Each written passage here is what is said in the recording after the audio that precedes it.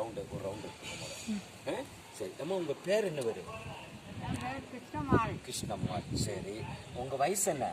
எனக்கு வயசெல்லாம் 75 வயசு. 70. சரி, இப்போ உங்களுக்கு காது எவ்வளோ நாளாக கேட்காம இருந்தது? 10 வருஷம் ஆச்சு. இப்போ நாங்கள் பேசுறது கேட்குது இல்லை? கேட்குது. சரி, கண் எத்தனை வருஷமா பிரச்சனை இருந்தது? கண்ணு ஒரு 4-5 வருஷம். சரி தெரியாம இருந்துச்சு. சரி, இப்போ நாங்கள் ஜெபம் பண்ணோம்ல, என்ன பூசி ஜெபம் பண்ணோன்னே இப்போ நாங்கள் பேசுறதெல்லாம் கேட்குதா? கேட்குது. இப்போ அந்த பாப்பா அங்கேருந்து கை காமி அது எத்தனை? 2. அது 4. இப்போ கண்ணு நல்லா தெரியுது. அப்போ ஏசப்பா தான் உங்களுக்கு கண்ணும் கொடுத்துருக்காரு, காதும் கேட்குது. அங்கேருந்து ஏதாவது ஒரு கேள்வி கேளுமா? இன்னொரு கேள்வி கேளுங்க. ஏதாவது ஒரு கேள்வி.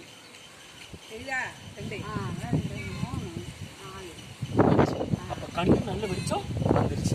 சரி, உங்கள் பேர் என்ன? பேர் என்ன? சரி, ரைட் இருக்கட்டும். பிள்ளைங்க எத்தனை பேர்? உங்கள் பிள்ளைங்க ஒரே பொண்ணு. ஓகே, சரி. உங்கள் கூட பிறப்பு எத்தனை பேர்? சரி, ரைட். அப்போ இப்படி கையை தூக்கி சொல்லுங்க, ஏசப்பா இப்போ கண்ணும் தெரியுது, காதும் கேட்குது. அப்போ இந்த கண்ணும் காது ஏசப்பா தான் தந்தாருன்னு நம்புறீங்கல்ல? அப்படி கை எடுங்க. சரி, ரைட். இப்போ நான் சொன்ன மாதிரி சொல்லுங்க. கை தூக்கி எப்படி? ஏசப்பா சொல்லுங்க. கையை தூக்கி சொல்லுங்க. ஏசப்பா, எனக்கு காது கேட்க வச்சதுக்கு நன்றி, கண்ணு தெரிய வச்சதுக்கு நன்றி. இயேசுவின் நாமத்தில், இயேசுவின் ரத்தத்தால் கல்வாரத்தை தெளிக்கிறோம். ஆண்டவரே ஸ்தோத்திரம்.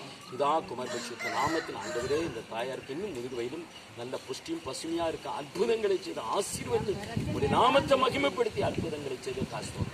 இன்னும் போக்குல இடத்திலும் பாதுகாத்துக் கொள்ளும். கிருபைகளை மூடி மறக்கணும். இயேசுவின் நாமத்தில் அற்புதம் செய்த தேவாதி தேவனுக்கு நன்றி. இந்த தாயரை நாங்கள் பிதா குமார் பரிசுத்த நாமத்தில் ஆசீர்வதித்து நல்ல பிதாவே. ஆமென்.